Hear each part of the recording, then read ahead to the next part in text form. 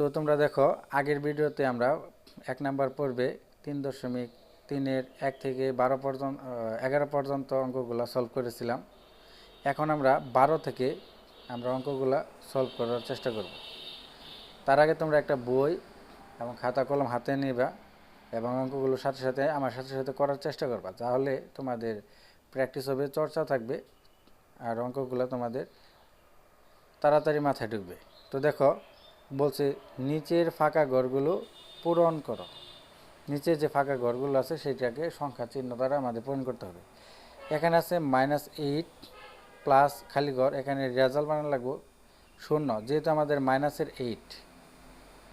আর এখানে আছে প্লাসের যে কোনো সংখ্যা বসাইলে 0 হবে, যেহেতু আমাদের -8 আছে। এখানে আমরা যদি একটা প্লাসের 8 বসাই দিই তাহলে সমান সমান কত হবে? 0। তাহলে আমরা এখানে কত বসাবো? আমরা বসাবো প্লাসের 8। বা আমরা এটাকে যদি আমরা অঙ্কের মাধ্যমে করে দিই, দেখো আমরা যেহেতু আমরা শূন্যস্থানের মান বের করব, আমরা শূন্যস্থানগুলা বা খালি ঘরগুলোকে আমরা বামে এবং সবগুলা নেব কি ডানে। আমরা এই পাশেও যদি -8 দ্বারা গুণ করি, আবার এই পাশেও যদি এই পাশে যদি 8 দ্বারা গুণ করি, এই পাশে 8 দ্বারা যদি আমরা যোগ করি, তাহলে কী হবে? আমাদের 8 আর 8 চলে যাবে। তাহলে দেখবে 0 প্লাস খালি ঘর সমান সমান 8, তাহলে শূন্য স্থানে মান বেরোবে কত? 8। তো আমরা এইভাবে না করে সরাসরি অঙ্কগুলো করতে পারি।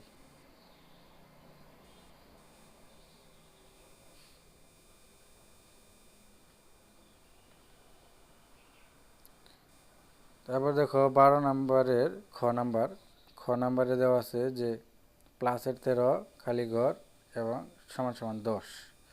দেখো আমাদের এখানে খালি ঘরে এমন একটা সংখ্যা বসাইতে হবে যার ফলে আমাদের 10 হয়। এখানে 13 আছে, তারপরে যোগ চিহ্ন আছে, কত বসাইলে 10 হবে? আমরা সরাসরি জানি যে এখানে আমরা যদি -3 বসাই, -3 যদি বসাই, দেখো -3 বসাইলে কী হবে? 13 প্লাসে মাইনাসে মাইনাসের 3, তাহলে 13 থেকে 3 বাদ দিলে কত থাকে? 10। তাহলে আমাদের মিলে গেছে যে আমরা এখানে কি করতে পারবো? -3 বসাইলে আমাদের কী হবে? অঙ্কটি সলভ হয়ে যাবে। তারপরে দেখো গ নাম্বারে আছে 12 প্লাস মাইনাস 12 সমান রেজাল্ট চাইছে সরাসরি। তাহলে 12 হইলো আমার প্লাসের, আর প্লাসে মাইনাসে মাইনাসের 12, তাহলে প্লাসের 12 থেকে মাইনাসের 12 বাদ দিলে থাকে 0। তাহলে আমাদের রেজাল্ট হবে কি? 0। বড় গ নাম্বারে বলছে +-4 প্লাস খালি ঘর সমান সমান -12। এমন একটা সংখ্যা বসাইতে হবে যার ফলে আমাদের কী হবে? রেজাল্ট আসবে -12, যেহেতু -4 আছে এই পাশে।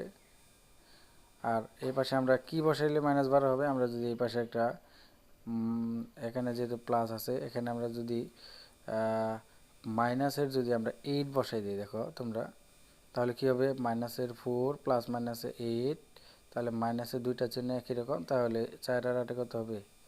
12, -12। তাহলে দেখো আমরা কত বসাইতে পারি? আমরা বসাইতে পারি -8। আশা করি বুঝতে পারছো। তোমরা খাতার মধ্যে সুন্দর করে সাজিয়ে লিখবে। তারপরে দেখো আমরা ওম নাম্বারে যাই। ওম নাম্বারে বলা আছে যে খালি ঘর -15 সমান -10। এখন দেখো এখানে -15 আছে আর এখানে 10 আছে। এখানে আমরা কত বসাইলে আমার 10 হবে? আমরা যেহেতু আমার -15 আছে, আমরা যদি এখানে যদি 5 বসাই, দেখো আমরা 5 বসাইলে 15 থেকে 5 বাদ দিলে 10 থাকে, কিন্তু বড় সংখ্যার আগে তো মাইনাস, কিন্তু এখানে তো আমাদের রেজাল্টে প্লাস আনতে হবে। তাহলে আমরা এখানে একটা কাজ করতে পারি, আমরা এখানে কত বসাইতে পারি? আমরা 25 বসাইতে পারি। আমরা কত বসাইতে পারি দেখি। আমরা না, আমাদের এখানে তো কত যাচ্ছে? -10 যাচ্ছে, তাহলে আমরা তো 5 বসাইতে পারি, সরাসরি 5। দেখো আমরা যদি এখানে 5 বসাই,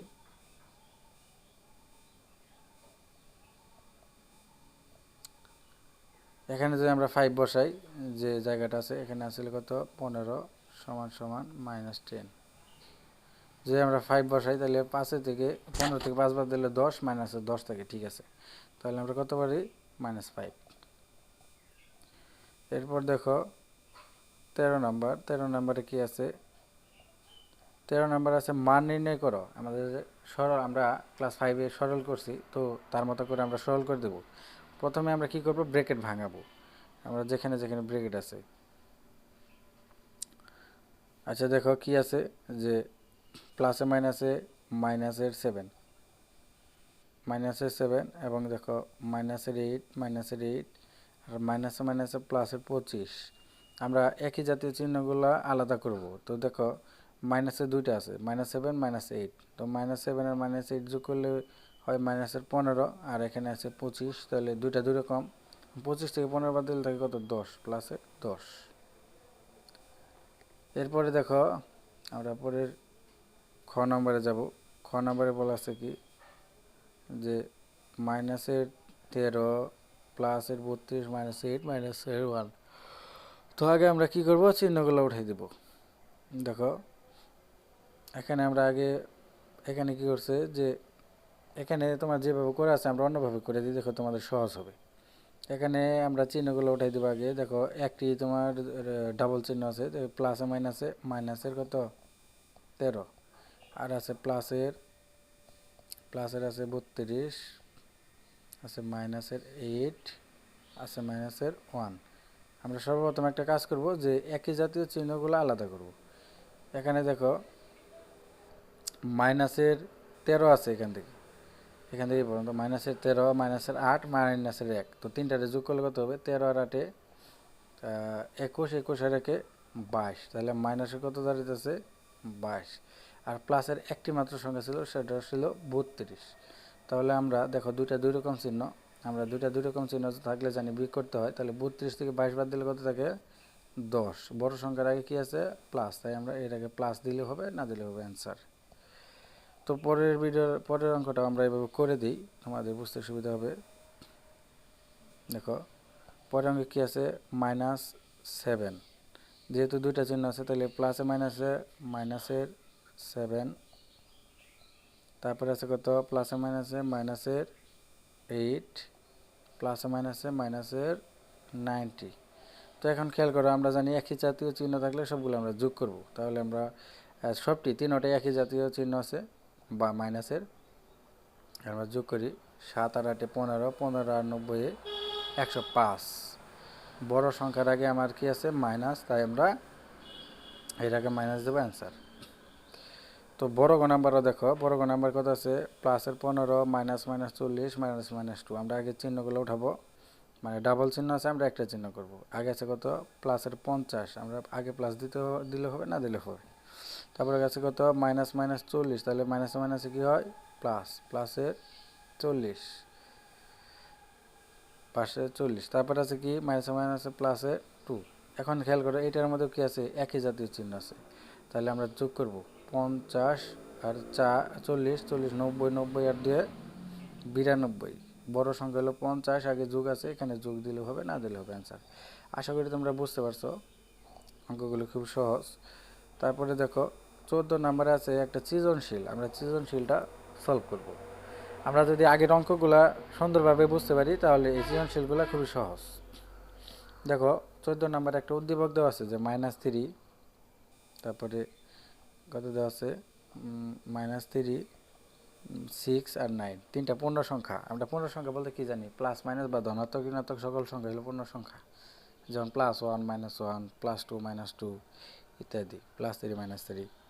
ক নাম্বারে বলছে যে -3 এবং 6, 9 এবং -3, -3 + 6 এবং 9 - 6 এর মধ্যে বড় এবং ছোট চিহ্ন বসাও। আমরা বসাতে পারবো। এখানে দেখো, এখন -3 এবং 6 এর মধ্যে 6 হলো বড়, তাহলে আমরা জানি বড় চিহ্নের দিকে মুখ থাকবে, তাহলে 6 যেহেতু ডান পাশে এইদিকে চিহ্ন হবে।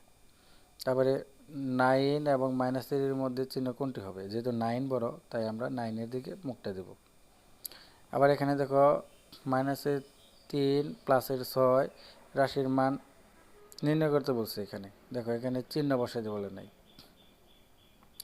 এখানে যেহেতু -3 আর +6, তাহলে দুইটা দুই রকম চিহ্ন, আমরা বিয়োগ করবো, বিয়োগ করলে দাঁড়াবে 3। একই রকম 9 থেকে 6 বাদ দিলে কত হবে, 9 থেকে 6 বাদ দিলে হবে 3, অ্যান্সার। আশা করি ক নাম্বার বুঝতে পারছো। এখন আমরা খ নাম্বারে যাব। খ নাম্বারে যাওয়ার আগে আমরা ডাকটাকে বুঝে নেই। খ নাম্বার কী বলছে যে -3 + -6 এবং +9 এর মান নির্ণয় করা। আমরা একটু আগে এরকম অঙ্ক করলাম, এই অঙ্কটা আমরা এখানেই সলভ করে দিই।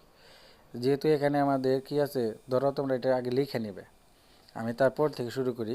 আমার এখানে আগে চিহ্ন উঠাই দেবো। আমরা কি আছে, মাইনাসে মাইনাসে আগে কী হবে, +3, প্লাসে 3, তারপরে কত আছে প্লাসে মাইনাসের 6, আবার আছে কত প্লাসের 9।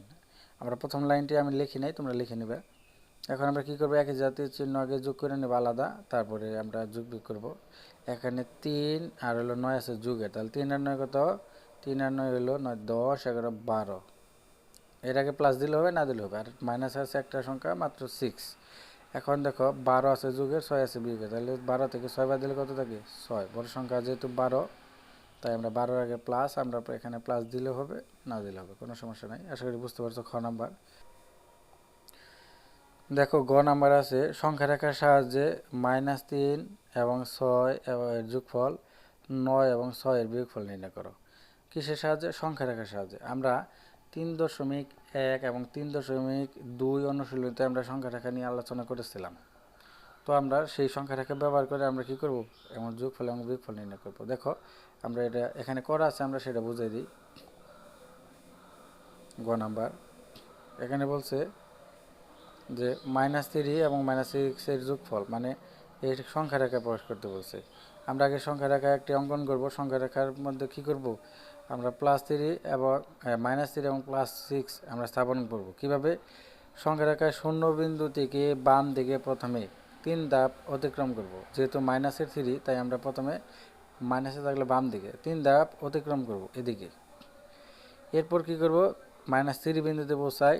এখন আবার আছে কি +6, তাহলে আমরা এইখানে -3 থেকে কি করব, -3 থেকে +6 মানে ডান দিকে 6 একক কি করব, অতিক্রম করব। অতিক্রম করার পরে সেটা কোন বিন্দুতে পৌঁছাবো, আমরা এই যে দেখো 3 বিন্দুতে, প্লাসের 3 বিন্দুতে পৌঁছাই। তাহলে -3 ও 6 এর যোগফল হবে কত, 3। আশা করি বুঝতে পারছো। এরপর দেখো পরের অঙ্ক, একই অঙ্ক পরে আরেকটা মান নির্ণয় করতে বলা হয়েছে। দেখো আমরা এটা সলভ করব। এখানে বলছে কত কত,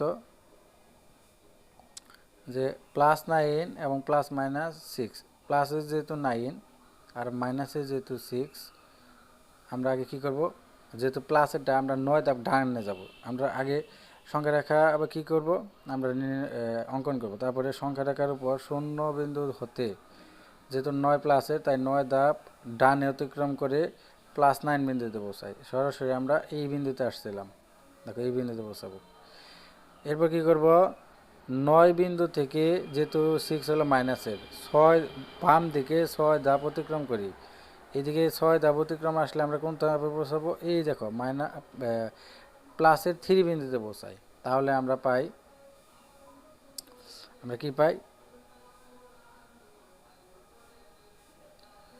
আমরা এখানে পাইলাম যে +9 এবং +-6 সমান কত দাঁড়ায়, 3। তাহলে অ্যান্সার কত, 3। তো আশা করি বুঝতে পারছো।